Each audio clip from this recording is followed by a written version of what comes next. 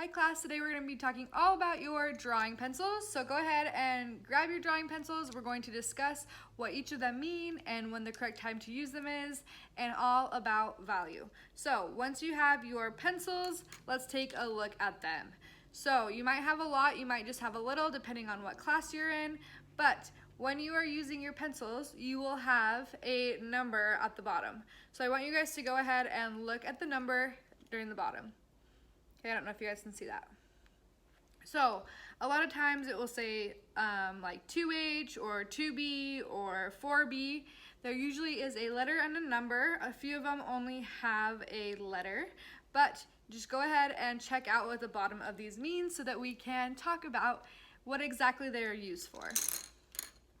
So now that you've done that, let's go ahead and take a look all about value and all about pencils.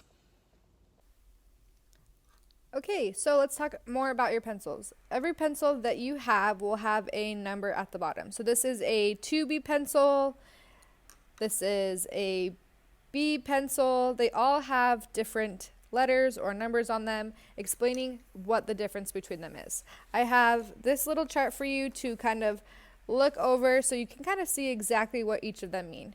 So the H on the pencil means that it is a hard pencil. This means that any time that you use a H pencil, it will be light. So if you can tell using the diagram, all of the H's are lighter, and B pencils are softer pencils, which means they will be a darker pencil. So as you can tell for this little diagram, the H's are lighter and the B is softer. So for this project, you will need a H pencil and a B pencil. It does not matter which one you have.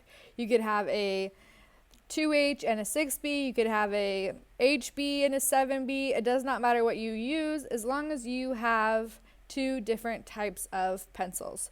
So look at this scale, look at your own personal pencils you have, and try to find two different types of pencils. Pick out which one is lightest and pick out which one is darkest. Okay, let's talk more about your pencils.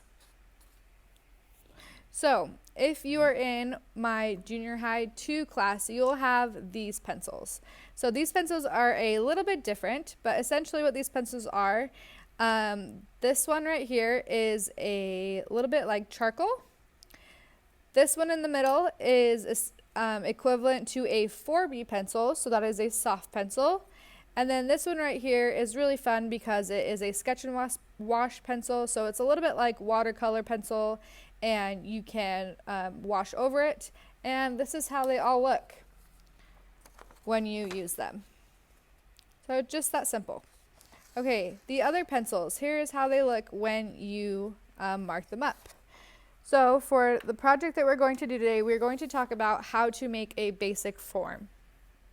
So let's move our pencils aside and make a form. So you're going to start with a shape and then add value to create a form. If you guys remember from our elements, there is a 2-dimensional shape and a 3-dimensional shape. A 3-dimensional shape is called a form. So I want you guys to go ahead and choose out a hard pencil or okay, I want you guys to grab a pencil and let's talk a little bit about form. So this is how you create a form. You create a form by really using a specific location for each value. So you have your highlight, which is the lightest part, your midtone, which is in the middle, your reflected light, which is this little tiny bit of a highlight, your core shadow right here, and then of course your cast shadow down here. So I want you guys to keep this in mind as you are drawing because this will really help you out to determine where exactly you're supposed to put each value. So keep this in mind, we will be referring back to this. Okay, grab a hard pencil and let's get started. I want you guys to try to hold your pencil like this using this side of your pencil, and it really will help you sketch it out a little bit more. The next step that you're doing is you are just going to make a nice circle. This does not have to be perfect. What I like to do is I like to use my shoulder, so it's almost like you're stirring a pot of soup or something like that, and really it will help you create a really nice circle. You can also use your elbow, or if you use your wrist, it will not be the prettiest circle, So really try to use your shoulder and get that movement in there so your whole arm is moving. Okay, the next thing that I am doing is I am going in and I'm shading practically the entire circle. So with this circle, I want you guys to shade everything except for a little bit at the top to leave room for your highlight.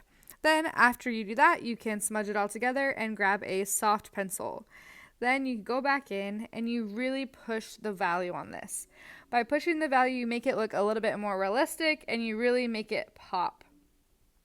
So I'm going back in, shading everything again, leaving that spot for the value, really trying to blend it in together, and really doing a really strong core shadow.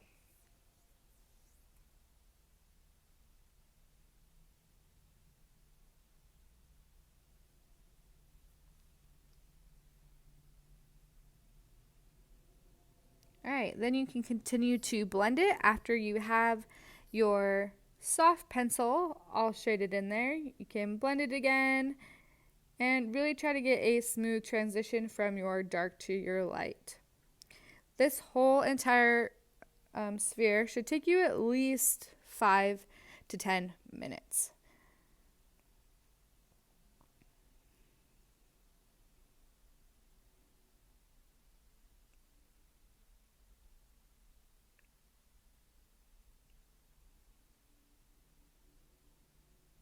Okay, let's talk about your next step.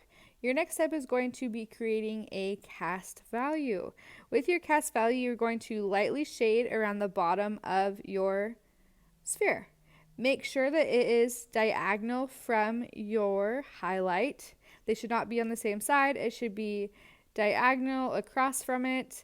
And really what I like to do is I like to add a really dark shadow underneath your sphere and then kind of blend it out. This really makes it look like it's sitting on a surface. It makes it look a little bit more lifelike. After this step, make sure that you blend it out nicely and that it is not a harsh line coming off your cast shadow.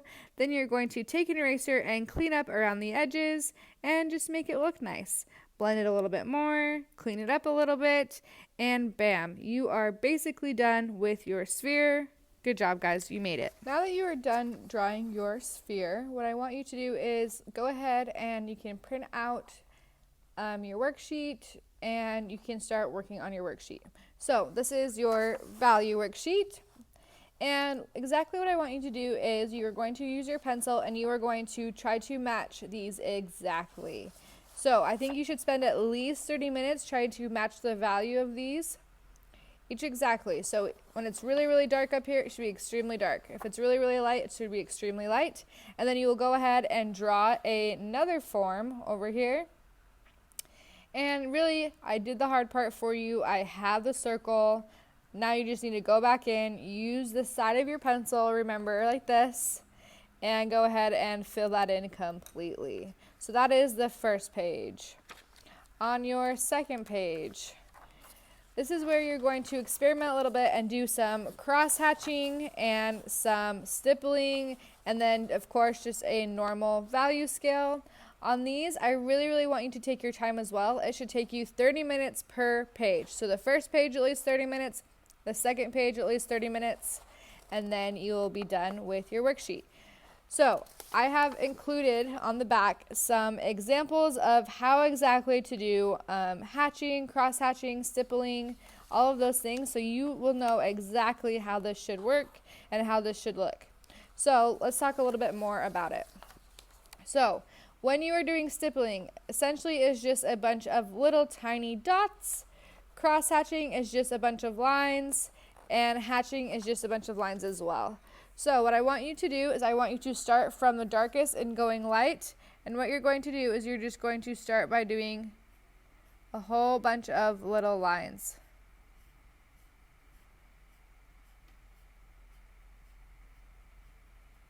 You're going to do a few different layers of lines to make it darker.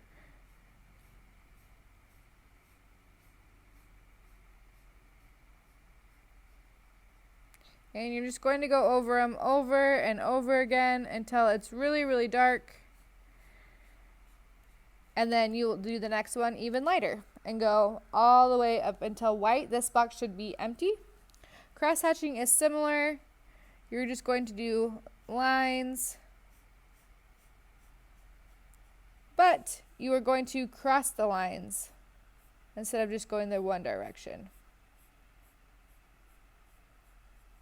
You should be doing a whole bunch of different layering.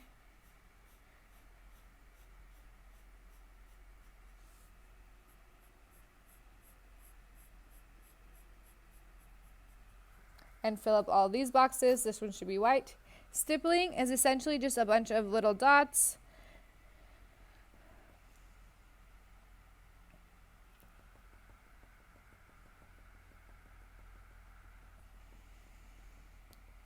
This one should take you the longest, and you just fill up a whole bunch of little dots, do a bunch of different layerings,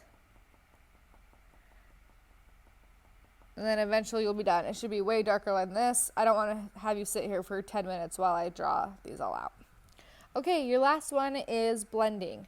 While you are doing blending, what I want you to do is I want you to go from dark to light. So essentially, I'm going to flip this over because I like to do it the other way. You don't have to do this. But what I want you to do this is I want you to use the side of your pencil. And I want you to go all the way down the first time. Okay, I want you to do this super, super, super light. And go all the way down to where it's almost white, and that you can leave like right there.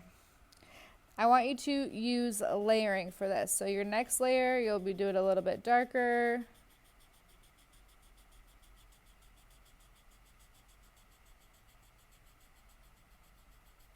And you're really just using pressure of your pencil, and then it will get lighter. So the more pressure you use, I'm pushing really hard right now, the darker it will be.